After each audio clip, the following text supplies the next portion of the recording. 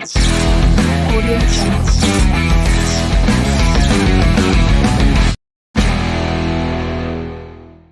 Welcome, everyone, to the Cannversation. I'm your host, Dave Briggs, former CNN, NBC Sports, and Fox News anchor, as well as host at Turner Sports.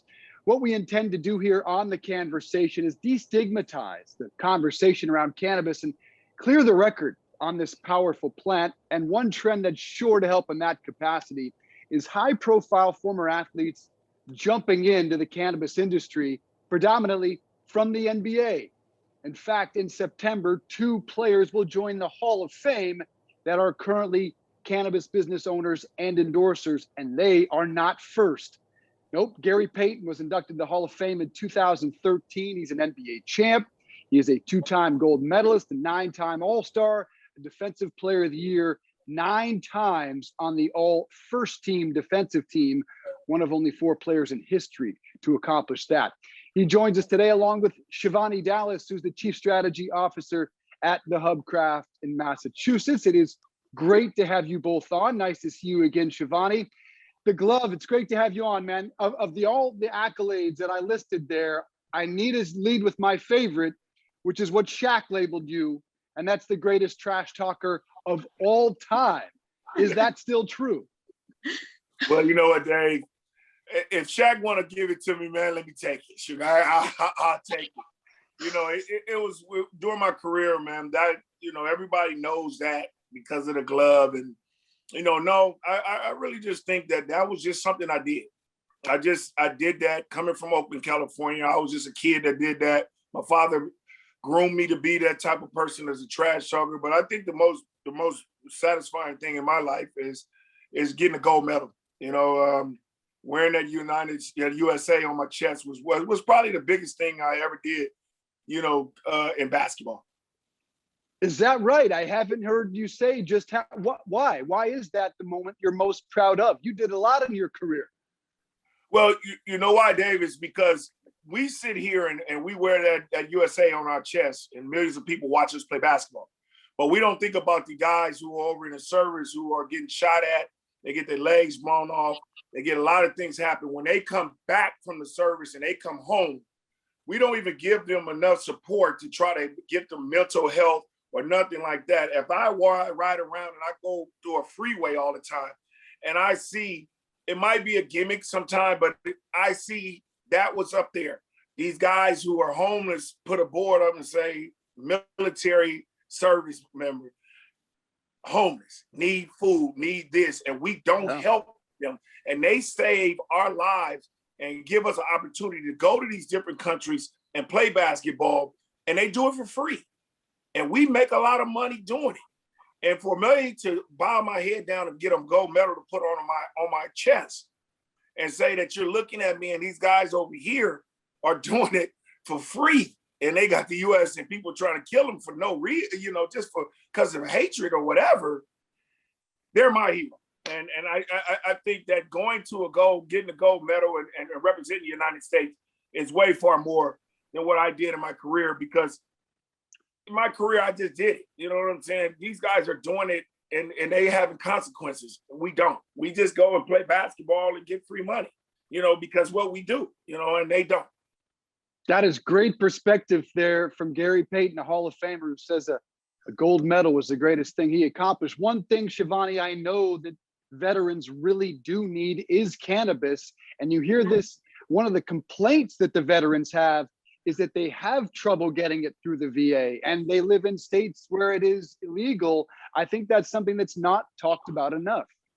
Correct. There are actually many states that are only medically legal.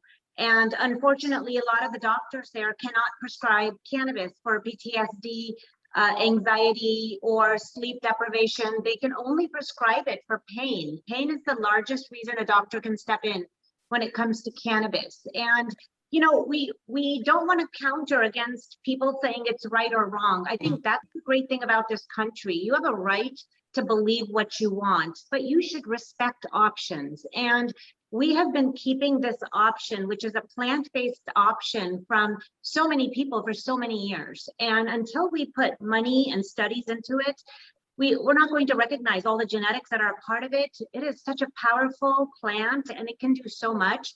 And you are 100% correct. You should see how many veterans are making the drive or the journey to states where they can simply just walk in the door, stock up on what they need, because they do not want to pop pills anymore. They do not want pharmaceutical pills. That is tragic. We deny our veterans that right. Really unfortunate, and so something hopefully we can work on. It wasn't his lockdown defense or his trash talk. That was the reason you wanted to work with Gary Payton. What is it about him that said, yes, that's a guy we want to get in business with? Well, in about 4 minutes, he just put his heart on his sleeve and told you what he is all about. This man is larger than life and he aligns with what we believe in. And he wanted to be a part of a company that was going to do a little bit more than just, you know, again, same concept. We're not looking to put a celebrity's face on a product and just throw it out there. We want people who've got a larger purpose in this industry. We want people who are willing to voice their opinions when it comes to fighting for veterans and fighting for social equity and fighting for so many other causes. And you know, this is a perfect fit for us. It's a perfect partnership for us to have somebody who is so large in every way possible. He is indeed. And GP, plenty of guys throw their name on products. That's primarily what former athletes do. That's not what you're into. Why do you want to be all in on the cannabis business? Well, Dave, the reason I basically really did this was because of my mom. My mom passed about a year and a half ago. When my mom was diagnosed with cancer and had bad diabetes, I used to see my mom struggle. And me growing up to see my mom being the person who she was, the strong person, the person who had always have life in her opinion, for her not to be speaking to me at times, and I go over her house and she's like a zombie. And next thing you know, I get with my partner, Scott, and he said, let's try giving your mom some cannabis and see how it'll work and to perk her up and see what it is. It might be too late because I wanted to get my mom off of medication. And the medication, what people don't understand is when you're doing medication, it might help one thing, but it's killing another. And that's what it's not. And we want natural stuff. And the cannabis was coming to be natural. I would look, we did a lot of research into it, and I looked it up a lot, and I did a lot of research on it. And it was it was natural. And once I gave it to my mom perked up. One day she was so happy that day, man, that I got my mom back for one day to see it and to see that who she was. And I said, yes, you know what I'm saying? I have something that can do it. But it was, my mom was so far gone in liver cancer that I couldn't save her. And, you know, but I had got them couple of days where I gave her some cannabis. I gave her some rub, and she won't be, you know, not feeling like her legs are hurting and she couldn't get up. She's like, her legs were feeling great. It was things like that. And I needed that. And I needed that push to understand that when my mom passed, I said, I'm going to help whoever I can. Yeah. If your grandmother, your mother, your sister, whoever is ailing, let's try to get them on that in enough time where we can take them off these pills. We can take them off all this stuff that's hurting something else and killing something else in your body, but it's only taking care of this one thing right here. So I really got into it. And, you know, by the grace of God, Shivani, you know, a great company came to me. And the first thing they came to me and asked me was, what do you want to get out of this? What you want to do? And I gave them the story. And when they told me that they didn't want an athlete to just put their face on something and do it, that was the key to me, because I'm not here for that. I'm already popular. You know what I'm saying? I'm good. You know what I'm saying? I don't need to be no more popular than what I am. You know what I'm saying? I like my life. But for me to help somebody else and to help them, you know, get better, that is more of my heart is at. That's where it's at. It's where it's all it's going to be. And that's what I want to do. And just what happened in the cannabis business, I've been successful. A lot of people like me. You know what I'm saying? I'm a guy where I'm popular out there, where they want to buy strands, they want to do things like that, and it's good. And I think that is my calling, because it wouldn't happen that way if it wasn't.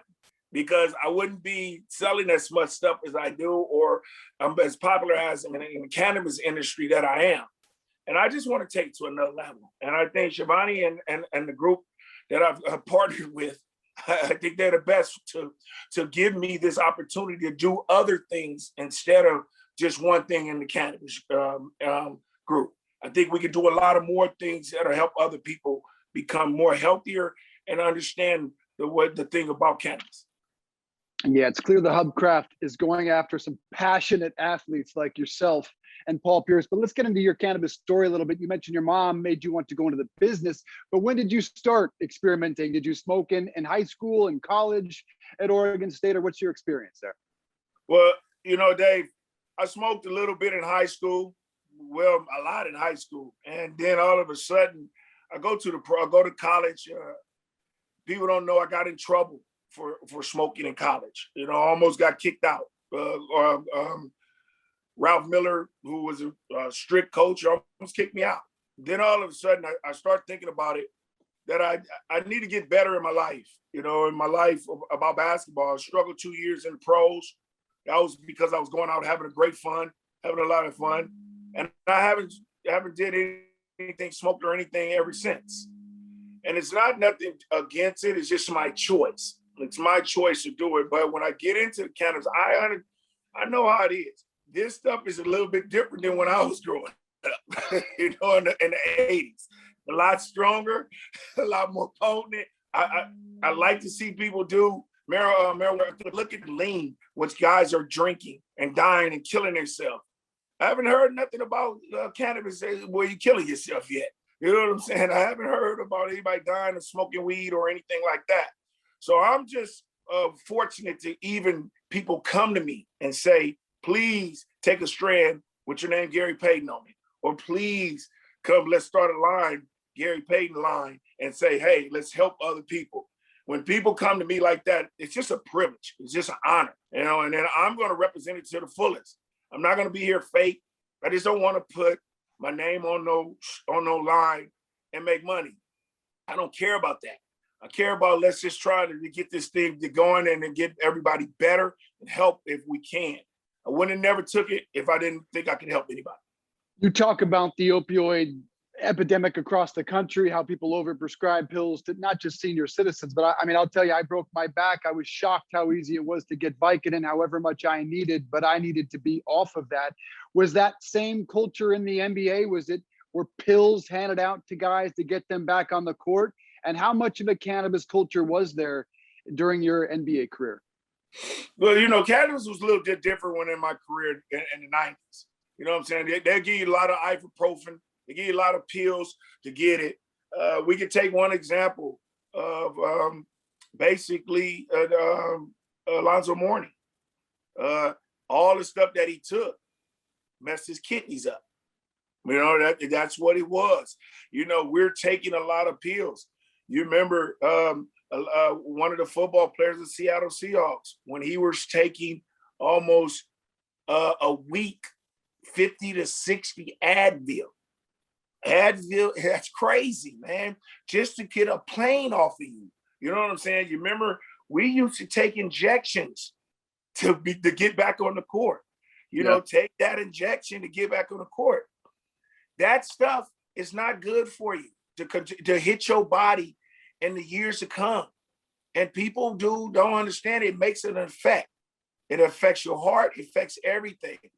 And now that we have a solution with cannabis that can help you and do things that'll be natural, and people got to understand that. That's why I think cannabis is not understood, because all we were thinking about it, it's a weed, it's a dope, it's gonna get you high. But you got to think about it. You got to read about this stuff and understand what it does for you and what it can do for you and be okay. And that's what I did. I thought it was like that. Let me just smoke, get high, wander around the car and be crazy. But it doesn't like that, because it's a lot of effects in a lot of different ways. Shivani, how optimistic are you, given leagues like the NBA, who have been progressive with their marijuana policy, that sports could actually lead change regarding cannabis? Yeah, it's going to take a lot of different industries to lead change. I can tell you that all of our angel investors that we have in the Hubcraft, there is a very large group of those that are all doctors, all physicians.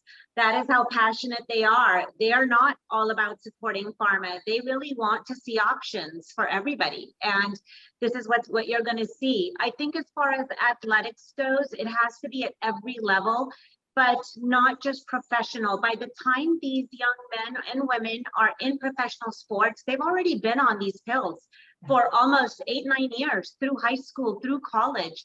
This is not something brand new for them as they enter professional sports, the sports arena.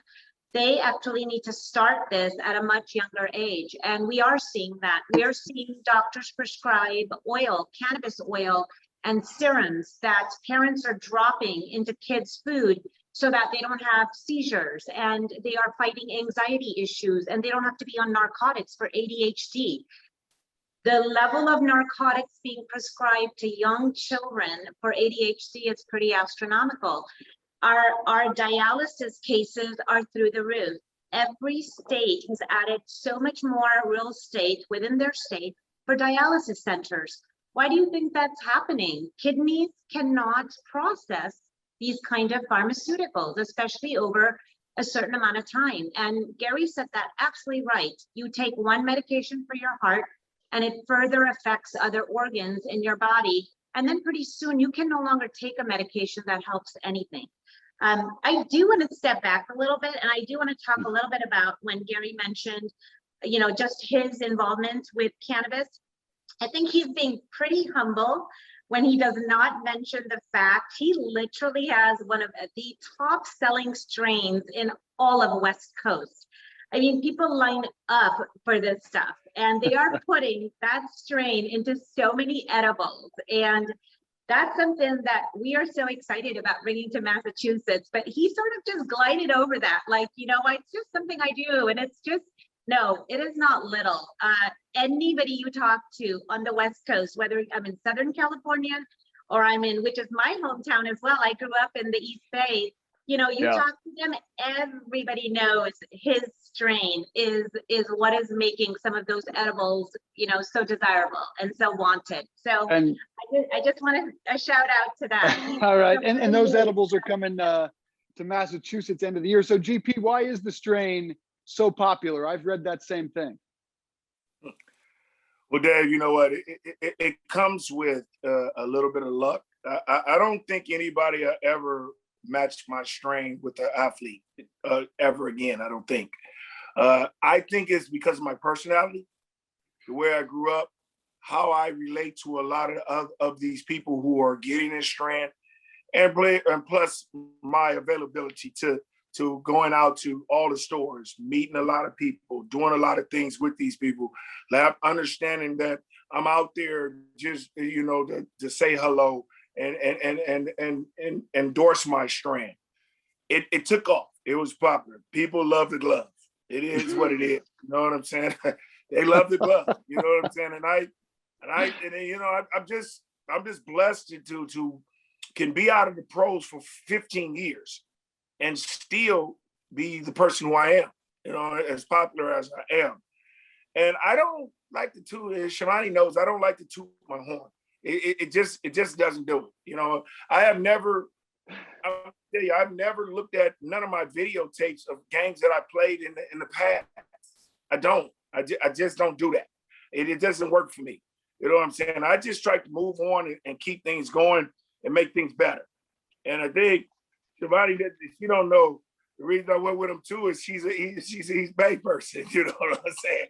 So she's from where I'm from. So I had to team up with her and the company, so we're like family. And I just, soon as I met her and got the feel for it, it was like almost family and love. So this is going to be great, and we're going to do a lot of good things. And when our company blows up too, I'm gonna be the same humble person. I'm just gonna say, hey, this is what we do. You know what I'm saying? And this is what we're gonna continue to do. You say you don't watch a lot of your clips, but this whole country watched a lot of your clips in the middle of COVID, and I'm sure you know why, because a meme that has now gone global of Michael Jordan laughing hysterically, looking at an iPad because he was listening to the glove talk about the NBA Finals matchup. And if he would have matched up with him earlier, you might have slowed down Michael and might have changed the series. And Jordan literally laughed hysterically and said, I had no problem with the glove, and then reiterated, I had no problem with Gary Payton. What was your reaction to Michael laughing? The same thing. I'm gonna laugh right back. You know what I'm saying? It is what it is. You know, I'm not gonna. I didn't react to it. I didn't get back on media, social media, and go back at him. I wouldn't have respected him if he wouldn't have said anything else less, because then I would have known that he wasn't real. He was a fake. You know, I used to look forward to playing him every time. You know, that was just what it was. Everybody knows the stats. They know what happened. How did things change? It is what it is. I don't have to defend myself on that. He can laugh. You know what I'm saying? That's his opinion. But you know what? I know one thing too. He couldn't guard me, so it wasn't no big deal. You know what I'm saying? If you watch the tape, you go back and watch it. You know what I'm saying? You go back and look at the numbers. It is what it is. You know what I'm saying? I don't go at Mike. Me and Mike is cool. We're great. You know what I'm saying? But they won the championship. It's over. I can't go back to 1996 and try to do it a different way. But it is what it is. They won 4-2. He can have it. He's considered the greatest, so let it be. I know what I am too. You know what I'm saying? We're both sitting over there in Springfield, Massachusetts. Same thing. He's a Hall of Famer. I'm a Hall of Famer. So it is good. We're not going to change anything. We're both equal right where we at. Was Michael the greatest trash talker you played against, or was there somebody else?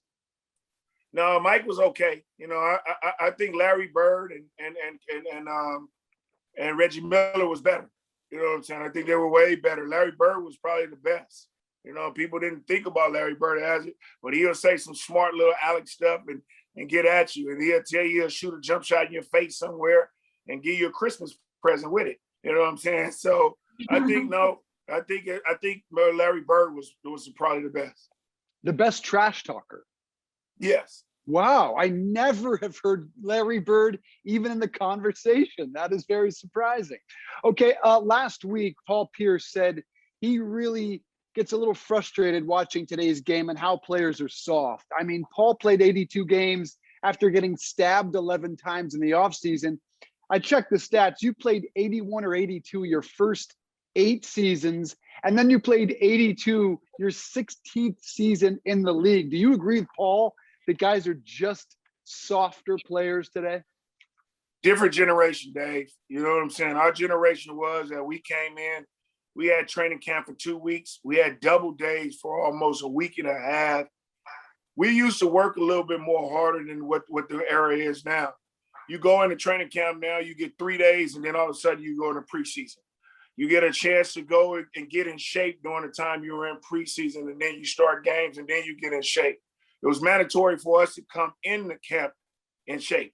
If we didn't, we wasn't allowed to play. I don't really like that, what I would have made of. So I watch it every now and then. It's not the same. And people would always tell us, old school guys are going to criticize the new era.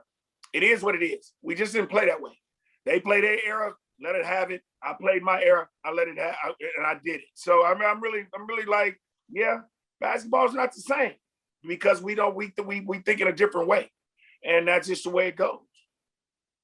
Is there a player that reminds you of yourself? Is there a guy you really like watching in the NBA? I mean, Trae Young, maybe a little bit with his gritty toughness. I can see you are shaking your head. So nobody brings what Gary Payton did today. Nobody reminds me of myself. I mean, it's two guys that remind me that can play defense almost like me, and that's Smart from Boston and Beverly from the Clippers. It's nobody who's like me. Trae Young is a shooter. He's a scorer, and that's what he is. And he can shoot the basketball. He's getting an all-around game now. He's getting in the flying because the basketball is so open and you can't put your hands on it and they foul. He can get anywhere he wants to. You know what I'm saying? In a day, if he played against a guy like me, hand checking him and beating him up, we don't know if that would happen. You know what I'm saying? Because it'll be a different basketball game. Now it's a lot of zones. People are zoning. In a day, if Trae Young was guarding me and he was doing that to me, I would take him down on the other end of the floor and punish him in the inside because he's too little. You know what I'm saying? So it's different. It's a different basketball game. And the only guy I like really, really, really tough right now is Morant. I think he has a lot of dog in him, like myself. He goes at you. He doesn't care. He is just a guy where he gets it. He's not a great shooter. He's a guy with a lot of confidence and goes and gets the job done. You know, CP3 is the guy who I like as a veteran. He's the one who is changing everything because it's a younger guy an older guy who is continuing to do what he's doing. At the age he's doing, to get on the Olympic team right now, to be second team all league and do all of that right now and still produce the way he's doing, I got to give him kudos. Yeah, it's funny because Zion gets all the talk from that class, but I would put money on it that Ja Morant will join you in Springfield one day. The way he has started out his NBA career is shocking, just how intense and how effective he is. Do you have a top 5 players of all time? I don't like to do that, Dave, but when I do it, it's biased to me because I see other stuff. You know what I'm saying? Kobe was my little brother. Great. LeBron is like a little brother to me. Great.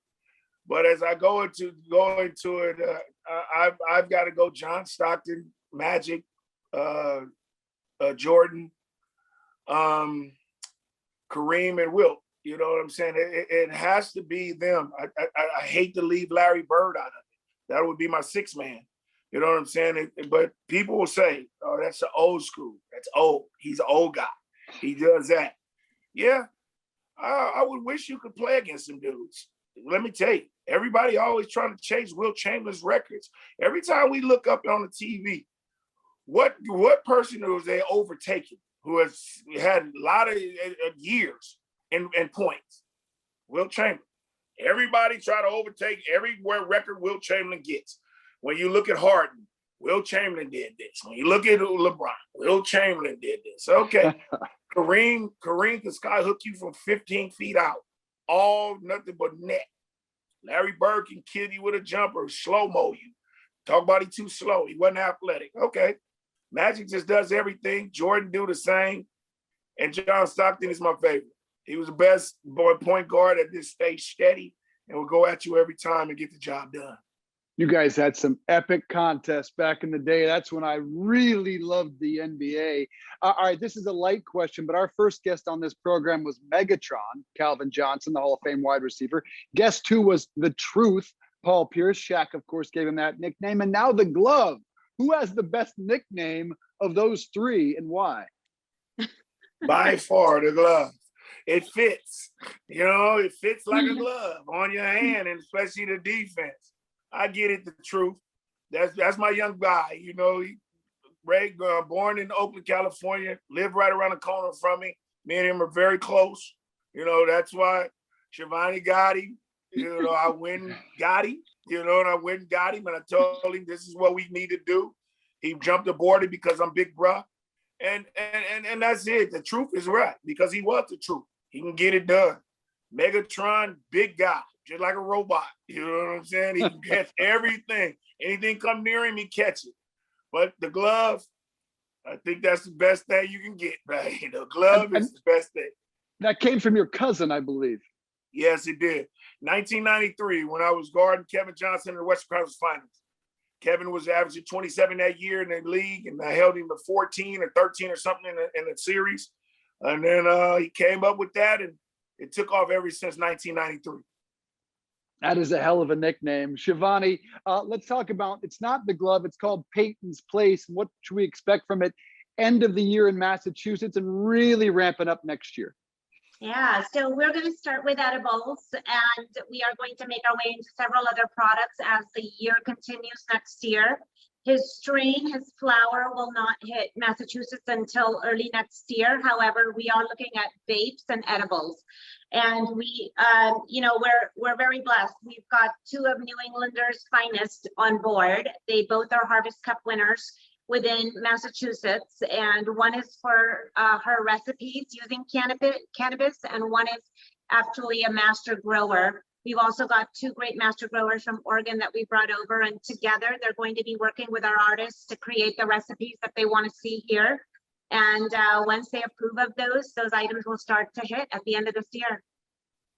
It's funny, Gary, because not a lot of people associate you with your time in Boston. Obviously, we all think of the days with the Sonics. I mean, you still own most of the franchise records there.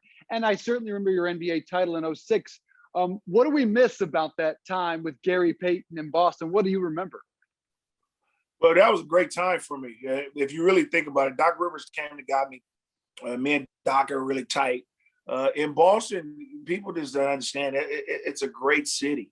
You remember Atlanta wanted to trade for me, and I just didn't want to leave. And Danny Ainge had asked me what he wanted to do, and I told him if he wants to make the team better, you can put me in it, because Atlanta wasn't going to do the trade without me. But I just told him I wasn't going to go to Atlanta, so I was going to sit out. And when teams started calling for me, I didn't have no other. When Atlanta released me, when they knew I wasn't coming, I picked Boston because I wanted to go back to Boston. Boston was a great city, you know what I'm saying? And we had some stuff to still try to do. You know, Paul was there, and we had just got Antoine Walker from Atlanta. And we were trying to make a move, and we did make a move, and got in the playoffs, and lost to New Jersey, who went to the finals that year. We took them to Game 5 or Game 7 or something. So, Boston was really great for me. You know what I'm saying? It was a great experience, and when I say I played for Boston, it's great. Who can say they played for Boston and the Lakers, and then come back and say you played for the Seattle Supersonics? That's just something that you can't do. You know what I'm saying? And that was great for me. And I'm sure Boston will be thrilled to have your products there. It might be a different decision today as we wrap this up, because now people would love to go play in Atlanta. Can they win the NBA Finals, though? What's your prediction? You've got Atlanta, Milwaukee, and you've got the Clippers and Phoenix. Who wins it all and why? You know what? I have Milwaukee and Phoenix going into the finals. It would be a better matchup if we seen Atlanta and Phoenix in there.